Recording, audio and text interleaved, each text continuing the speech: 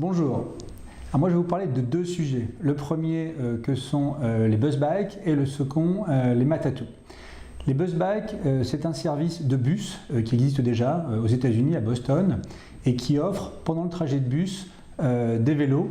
d'appartement qui deviennent des vélos de bus sur lesquels on peut s'installer, pédaler pendant le trajet, profiter du paysage et également avoir accès à un certain nombre de services, de la nourriture, des serviettes pour s'essuyer, etc. Et profiter évidemment du paysage, ça seul ou avec des collègues quand on vient à plusieurs. Les Matatu, à Nairobi, au Kenya, ce sont des services de bus sur des lignes régulières, le plan de la ville existe.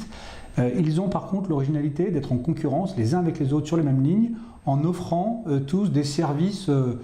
tous plus intéressants les uns que les autres, que ce soit des services artistiques, on peut écouter de la musique, on peut voir des œuvres d'art, on peut voir des vidéos. On est connecté, on peut avoir accès au Wi-Fi dans certains d'entre eux et vous voyez un certain nombre de véhicules ici qui sont tous plus originaux que les uns que les autres et qui essaient d'avoir un maximum de clients qui les utilisent. Alors ces deux services sont extrêmement intéressants, que ce soit les bus bikes ou les Matatu, à la fois parce que ce sont déjà en germe des hyperlieux, ce sont des véhicules en mouvement, ils sont hyper au sens où ils offrent des connexions augmentées, et puis ce sont des lieux où on peut être à plusieurs, avoir des interactions, on fait du vélo ensemble, comme dans un peloton, ou bien on prend le Matatu à plusieurs. Et je pense que ça, c'est une bonne illustration de ce que pourrait être le futur du véhicule autonome. À partir du moment où on ne conduit plus, on peut profiter à la fois du temps de transport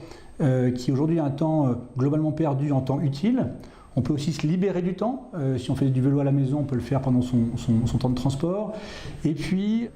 si on prend un autre regard qui n'est plus le regard individuel du passager mais celui de l'opérateur, on voit bien que se crée une compétition sur le service qui va être apporté